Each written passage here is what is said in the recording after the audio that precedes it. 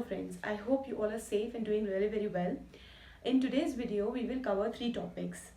We'll understand subfields of accounting, then we'll understand limitations of accounting, and we'll also understand role of accountant towards the society. I wanted to cover these topics in my last video only, but it was getting extended. मुझे लगा आप सब लोग bore हो जाओगे, तो I decided to discuss this in my next video. So let's begin.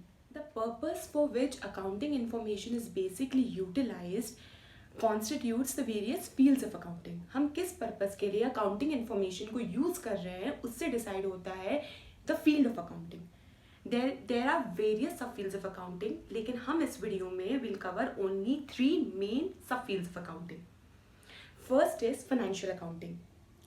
The process of recording the transactions, preparing the financial statements, analyzing those financial statements, communicating the financial information to the end users is called basically financial accounting. जो हम अभी तक पढ़ते आए हैं उसे हम कहते हैं financial accounting.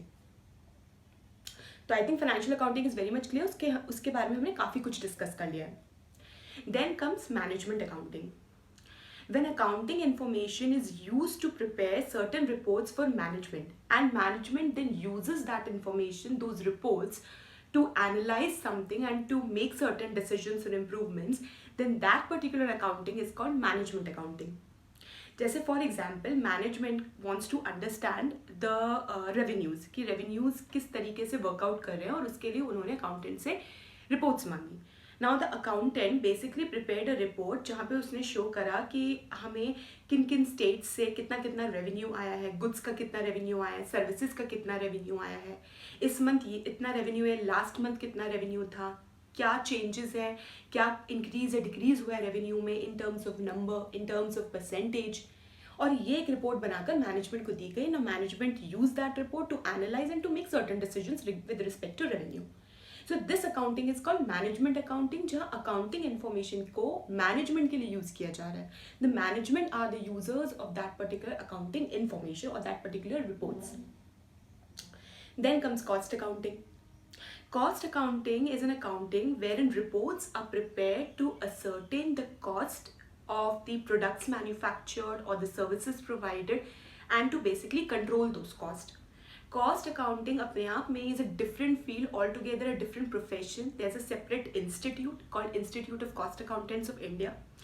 वहाँ पर CWA करके डिग्री मिलती है wherein accountants are specialized to work on cost accounting. So cost accounting altogether is a different profession and subfield of accounting. So we discussed financial accounting, management accounting and cost accounting, which are the subfields of accounting, wherein accounting information is used in different ways and for different purposes. Then we need to discuss the limitations of accounting. मैंने आपको बताया था कि accounting एक process है, बहुत सारे policies, rules हैं, प्रिंसिपल्स हैं अकाउंटिंग के, लेकिन उसके बावजूद accounting as a process suffers certain limitations which can not be overcomed. हमने ये पढ़ा था कि कोई भी बिजनेस ट्रांजेक्शन जो कि मॉनिटरी नेचर की है, विच इज़ इन्वॉल्विंग इनफ्लो और आउटफ्लो ऑफ मनी और इकोनॉमिक रिसोर्सेज, उन्हें हम अकाउंट फॉर करते हैं, उनकी अकाउंटिंग उन्हें बुक्स में रिकॉर्ड किया जाता है. लेकिन वॉट इफ अगर कोई particular thing which is contributing to the growth of business but cannot be quantified, cannot be measured in terms of money, तो हम उसे रिकॉर्ड नहीं करेंगे. यही एक लिमिटेशन है अकाउंटिंग की. जैसे कि फॉर एग्जाम्पल एम्प्लॉयज़ हैं, दिन रात वो काम कर रहे हैं, लॉयल्टी के साथ काम कर रहे हैं, उनकी वजह से मतलब they are the major contributors कि भाई बिजनेस ग्रो हो रहा है, आगे बढ़ रहा है. लेकिन क्या हम उनकी लॉयल्टी को मेजर कर सकते हैं मनी में? नहीं, we can not measure, and therefore हम उस चीज़ को हम दिखा ही नहीं सकते अपनी अकाउंटिंग रिकॉर्ड्स में, अकाउंटिंग बुक्स में. So that's a limitation that accounting basically suffers. Then comes, ये जो अकाउंटिंग होती है is done by a person called accountant. Now accountant is also human being. Accounting करते वक्त वो कई जजमेंट्स यूज़ करता है, अपनी कई अंडरस्टैंडिंग नॉलेज यूज़ करता है, and at times that judgements may prove to be inaccurate. जैसे कि हमने एक अक्रूवल अजम्पशन पढ़ी थी, जिसमें मैंने आपको ये बताया था कि even if the expense is not been expended in terms of money, लेकिन अगर वो इनकर हो गया है, it belongs to that particular period, तो वो उस पर्टिकुलर पीरियड की बुक्स में रिकॉर्ड किया जाएगा. लाइक फॉर एग्जाम्पल कोई खर्चा इनकर हुआ, उस पीरियड को बिलोंग करता है, लेकिन वो पैसों में नहीं हुआ ना, अकाउंटेंट को उस एक्सपेंस का प्रोविजन क्रिएट करना है, तो उसने प्रोविजन का मतलब तब होता है जब हमें एक्चुअल अमाउंट नहीं पता, बट ये हमें पता है कि ये खर्चा इस पीरियड का है, तो हम उसको best to our understanding, best to the all the information available, हम उसका एक प्रोविजन क्रिएट कर देते हैं बुक्स में। तो अकाउंटेंट ने अपनी जजमेंट के बेसिस पर उसका प्रोविजन बुक्स में क्रिएट कर दिया। अब जब नेक्स्ट मंथ इनवॉइस आया तो वो इनवॉइस प्रोविजन से डिफरेंट चला गया। इसका मतलब जो अकाउंटेंट ने अपनी जजमेंट के बेसिस पे प्रोविजन क्रिएट करा था वो तो इनएक्यूरेट निकला। So that's another limitation. Since आपको अक्रूवल अजम्पशन फॉलो करनी है, जजमेंट्स की जाएंगी, जजमेंट्स एक्यूरेट भी हो सकती है, इनएक्यूरेट भी हो सकती हैं, तो इस वजह से that's a limitation, that's another limitation of accounting. Similarly accounting में काफ़ी पॉलिसीज प्रिंसिपल्स होते हैं। अब कई बार एक पॉलिसी दूसरी पॉलिसी से कोलाइड करती है, एक दूसरे से कॉन्ट्रडिक्ट करती है। बेसिकली एक पॉलिसी कुछ और कह रही है, एक पॉलिसी कुछ और कह रही है। उस केस में भी अकाउंटेंट अपनी जजमेंट को यूज करके जो द बेस्ट पॉलिसी, जो बेस्ट वो कर सकता है उस टाइम पे वो उसे अडॉप्ट करता है और उसके बेसिस पे अकाउंटिंग करता है। देन अगेन वो एक जजमेंट है, दैट मे बी इनएक्यूरेट, क्या पता वो दूसरी प्रिंसिपल लगाता है, पॉलिसी लगाता है, तो the result may have been different. So these are basically some basic limitations of accounting जो कि principally accounting as a process face करता है, which can not be overcome. Then it is very important to understand the role of accountant. Accounting एक बहुत ही esteem profession है और accountant by his knowledge is serving the society in many different ways. बहुत तरीके से services provide कर कर एक अकाउंटेंट बिजनेस की डेवलपमेंट, सोसाइटी की इकोनॉमी की डेवलपमेंट में कंट्रीब्यूट करता है। So we must actually understand the role of accountant. जैसे कि हमने पहले पढ़ा कि कोई बिजनेस होता है, बिजनेस की बिजनेस ट्रांजेक्शन्स होती है, उन ट्रांजेक्शन्स को बुक्स में रिकॉर्ड किया जाता है। उस रिकॉर्डिंग को जो बंदा करता है वो अकाउंटेंट है। तो बेसिकली अकाउंटेंट जो है is providing services in the form of recording the transactions for a particular business. So that's one of the service that an accountant is providing. That's a basic principal service that an accountant is providing. Then accountant is also performing services of statutory audit. एक chartered accountant, a qualified chartered accountant, perform services of statutory audit. First we need to understand this term of statutory audit.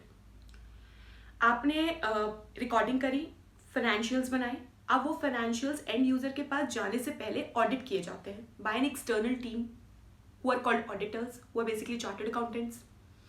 वो ये देखते हैं कि क्या आपके financial statements true and fair view दे रहे हैं, कोई इसमें ऐसा फ्रॉड या कुछ टाइप के एरर्स तो नहीं है जिससे एंड यूजर्स के डिसीजंस पर इम्पैक्ट पड़ेगा। वही चीज़ चेक करते हैं, प्रोसीजर्स को अपनाते हैं, अपनी नॉलेज को यूज़ करते हैं और फिर एंड में एक ओपिनियन देते हैं इन the form of a report which is called audit report, जो कि फाइनेंशियल्स के साथ लगकर आगे जाती है, जो ये बताते हैं कि हाँ ये financials are true and fair और इसमें कोई फ्रॉड या कोई एरर के चांसेस नहीं है जो बेसिकली एंड यूजर्स के डिसीजंस को इम्पैक्ट कर सके। तो ये सर्विस भी एक चार्टर्ड अकाउंटेंट, एक अकाउंटेंट प्रोवाइड कर रहा है and is serving the society. एक कॉन्फिडेंस आता है भाई एंड यूजर्स को on the basis of the audit report, you are basically serving the society in the form of your services. Then comes internal audit. एक accountant internal audit की services भी perform करता है। Internal audit का मतलब ये होता है कि वो इंटरनली देखता है कि जो कंट्रोल्स है बिजनेस के वो सही है कि नहीं, कहीं उन कंट्रोल्स लूज तो नहीं है, उनकी वजह से कोई फ्रॉड के या एरर के चांसेस तो नहीं है। अगर हैं तो इंटरनल ऑडिटर या वो accountant in the form of internal auditor perform करता है सर्विसेज, देखता है कंट्रोल्स अगर कहीं लूज है तो फिर वो सजेशंस देता है मैनेजमेंट को ताकि कंट्रोल्स प्लेस आउट हो सके प्रॉपरली, ताकि फ्रॉड और एरर के चांसेस कम हो। तो इंटरनल ऑडिट के फॉर्म में भी एक अकाउंटेंट सर्विसेज दे रहा है बिजनेस की को स्ट्रॉन्ग करने में, उसकी ग्रोथ में। Then there are taxation services. एक अकाउंटेंट को टैक्स की नॉलेज भी होती है, वो बिजनेस की क्या टैक्स की लाइबिलिटी होनी है, किस तरीके से टैक्स के बर्डन को कम किया जा सकता है लीगली। टैक्स अथॉरिटी जो कि गवर्नमेंट अथॉरिटीज है उनके सामने रिप्रेजेंट करने के लिए भी अकाउंटेंट अपनी सर्विसेज प्रोवाइड करता है। कंपनी बिजनेस अपने प्रॉफिट्स अर्न करती है, उन प्रॉफिट्स पे उन्हें टैक्स देना होता है गवर्नमेंट को, उन्हीं टैक्स की पूरी कैलकुलेशन से रिलेटेड अगर कोई क्वेरीज होती हैं बिजनेस की विद रिस्पेक्ट टू टैक्स तो अकाउंटेंट परफॉर्म करता है। तो टैक्सेशन सर्विसेज भी अकाउंटेंट दे रहा है। That's another service, this is another service which accountant is providing. Then there are consultancy services, financial advisory services which an accountant is providing. आपके पास पैसा है लेकिन आपको ये नहीं पता कि मैं उस पैसे को कैसे इन्वेस्ट करूँ कि मुझे उससे रिटर्न्स मिल सके। तो आप एक अकाउंटेंट के पास जाते हो, वो आपको बताता है, because accountant is well aware of the finances. वो आपको एडवाइस करता है कि आप अपने फाइनेंसेस को इस तरीके से यूटिलाइज करिए, यहाँ लगाइए तो आपको रिटर्न्स मिलेंगे। तो ये एक अलग तरीका है जिसके फॉर्म में एक accountant is serving the society. Consultancy services, बड़े बड़े बिजनेसेस को कंसल्टेंसी सर्विसेज प्रोवाइड करते हैं अकाउंटेंट्स। मैनेजमेंट अकाउंटिंग, जो कि मैंने आपको बताया, मैनेजमेंट के लिए रिपोर्ट्स बनाई जाती है, वो एक अकाउंटेंट बनाता है। अपनी अंडरस्टैंडिंग से, अपनी नॉलेज से मैनेजमेंट को जो चीज़ चाहिए, जिस चीज़ की रिपोर्ट चाहिए, वो रिपोर्ट्स बनाई जाती है अकाउंटिंग इन्फॉर्मेशन को यूज़ करके। तो ये बहुत तरीके हैं जिससे एक अकाउंटेंट बेसिकली सोसाइटी को सर्व कर रहा है, सर्विसेज प्रोवाइड कर रहा है। अकाउंटिंग में इतने सारे ऑप्शंस हैं, इतने फील्ड्स हैं, आप इतने तरीकों से you can serve the society and you can earn your own livelihood as well. So now it's time to share one of my accounting experiences with you all. शायद मेरे अकाउंटिंग एक्सपीरियंस से किसी को कुछ हेल्प मिले।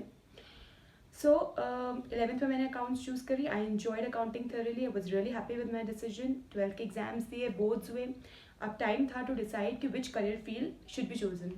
सो my friends were going for CA। वो decided था उनका कि उन्हें तो CA करनी, तो they were going for CA। अब मैंने तो डिसाइड करा नहीं था। I was really very confused कि क्या करूँ।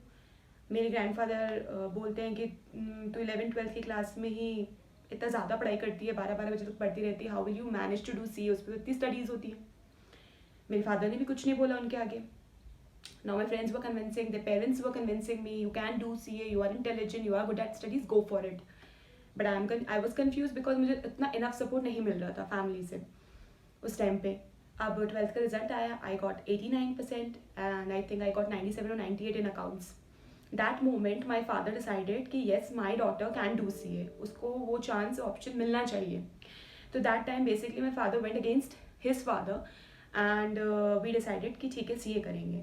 उस टाइम पे फॉर्म्स वगैरह सब खत्म हो गए थे CA के। मुझे उसके हेड ऑफिस जाना पड़ा, जो मतलब मेरी स्टेट का जो हेड ऑफिस था वहाँ गए, वहाँ से फॉर्म कलेक्ट करा, लेट फीस दी, उसके बाद मेरा एडमिशन हुआ CA में। So this journey basically this was how my journey to CA actually began, which was really very difficult। जो डिसीजन लेने में बहुत प्रॉब्लम हुई, बहुत फाइट हुई, मेंटली बहुत फाइट हुई। मेरे पेरेंट्स भी मुझे प्रॉपर गाइड नहीं कर पा रहे थे। बट नाउ आई थिंक कि ऐसा क्यों हुआ, क्यों मुझे इतनी फाइट करनी पड़ी, why my friends were sure and why I was not that sure. तो मैं सोचती हूँ, तो मुझे लगता है कि मैंने अपने आप को शायद इतना ज़्यादा कंफर्टेबल कर लिया था in the environment of school. मुझे लगता था कि ये स्कूल है, एक फिक्स करिकुलम है, मुझे पढ़ना है, टेस्ट देने, एग्जाम्स देने, पास होना है, अच्छे नंबर लाना है, मुझे टॉप करना है। मेरा फोकस था मुझे 100 लाना है अकाउंट्स, मैथ्स में और बाकी के सब्जेक्ट्स में, और मुझे अच्छी परसेंटेज स्कोर करनी है, मुझे रैंक 1 लेके आने, मेरे ये टारगेट्स रहते थे। मैंने कभी इस तरीके से सोचा ही नहीं कि आफ्टर 12th में क्या करूँगी, उसके बाद मुझे क्या करियर फील्ड चूज़ करना है, मुझे क्या करना है लाइफ में, मैंने सोचा ही नहीं। शायद अगर मैं उस टाइम थोड़ा सोचती तो मैं प्रिपेयर्ड रहती, मैं घर में बात कर लेती, गाइडेंस ले लेती जहाँ से मुझे लेनी है, तो डिसीजन लेने में शायद इतनी प्रॉब्लम मुझे और मेरे पेरेंट्स को नहीं होती। तो मैं यही सजेस्ट करना चाहती हूँ कि once you have chosen the subject of your choice, if you have taken science, commerce और arts, whatever the case, as per your zeal and as per your interest, आपको once you have entered class 12th you should start thinking कि मुझे अब career में क्या करना है, मैं क्या करना चाहती हूँ, मेरे पास क्या करियर ऑप्शंस अवेलेबल है, कौन सा करियर ऑप्शन सूटेबल रहेगा, अपनी कैपेसिटी, अपनी इंटेलिजेंस लेवल या अपने रिसोर्सेज के बेसिस पर आप डिस्कस करो, डिसाइड करो उसी टाइम पे, ताकि जब 12th का रिजल्ट आए तब मत डिसाइड करो यार, आपको तब डिसाइड करने के लिए इतना टाइम नहीं है उस टाइम पे।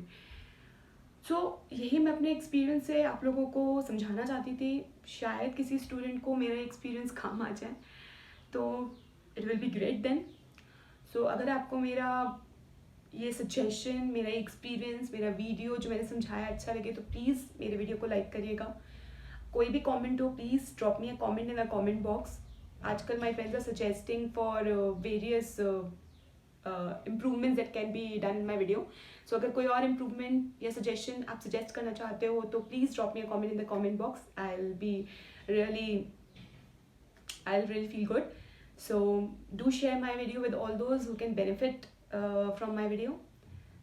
Till then, bye bye, thank you.